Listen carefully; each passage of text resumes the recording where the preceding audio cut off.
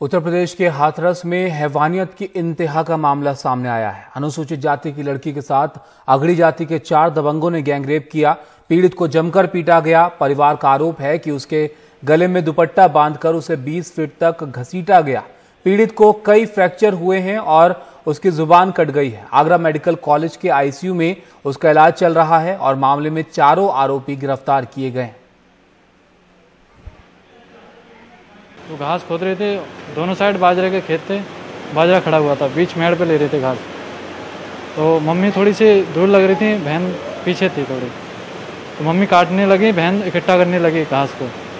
तो बहन इकट्ठा कर रही तो पीछे से आगे ये 5-6 लोग थे ये, तो आगे पीछे से दुपट्टा था बहन का ऐसे लपेटे हुए था, तो वो उन्होंने पीछे से आके ऐसे दबा के और बाजरे के अंदर खींच ले गए वो लोग। बाजरा में बेहोशी की हालत में पाई गई और जो भी थे वो लड़के वो सारे फरार हो गए वहाँ से,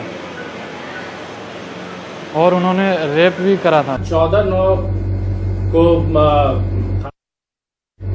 एक एससी कम्युनिटी की एक युवती पर जानलेवा हमले के मामले में उसके भाई के द्वारा एक एफआईआर दर्ज कराई गई थी। इस अभियोग में जिस नामजद अभियुक्त की गिरफ्तारी कर ली गई थी, बाद में युवती के पीड़िता के बयान के आधार पर इसमें 3 अन्य अभियुक्तों का नाम प्रकाश में लाया गया।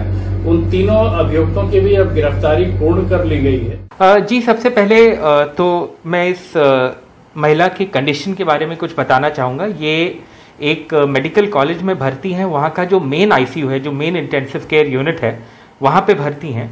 और वहाँ के डॉक्टर्स से हमारे संवाददाता अदनान ने बात की है और डॉक्टर्स का कहना है कि वो काफ़ी क्रिटिकल हैं और उनको मल्टीपल फ्रैक्चर्स हैं उनकी बॉडी में और उनकी जीभ भी कटी हुई है।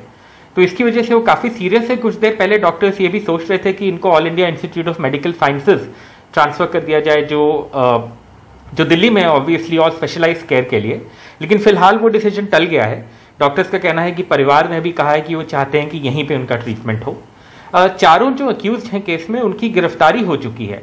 पुलिस का ये कहना है कि शुरुआत में जो केस लिखाया गया था, जो पीड़िता हैं उनके भाई के द्वारा, वो अटेम्प्ट टू मर्डर का केस था, तो उन्होंने एक आदमी का नाम दिया था और उसको गिरफ्तार किया गया।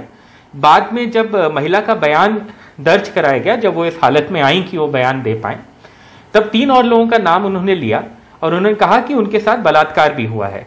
पुलिस का ये कहना है कि उन्होंने जो गैंग रेप की धारा है वो जोड़ी और 4 लोगों को अरेस्ट किया है और आज जो 4था आदमी है उसको आज गिरफ्तार किया गया है और इन 4 को जेल भेजा गया है। कोर्ट में फास्ट ट्रैक केस को फास्ट ट्रैक करने की अर्जी डाली जाएगी और ये सब बातें पुलिस के द्वारा कही गई है। लेकिन आपने भाई की भी शायद साउंड बाइट सुनी होगी। उनका ये कहना है कि शुरू में पुलिस ने मदद नहीं की या केस पे ध्यान नहीं दिया और जब 4-5 दिन बाद थोड़ा हल्ला हुआ केस को, तब उस पर ध्यान दिया गया। तो शायद ये एक्यूजेशंस हैं जो पुलिस को एक बार देखने पड़ेंगे और उनके जो ज़मीनी स्तर पे थाने लेवल के अधिकारी हैं उनसे भी ये बात करनी चाहिए कि इस तरह क्यों किया गया, जबकि ये इतना हीनस क्राइम है।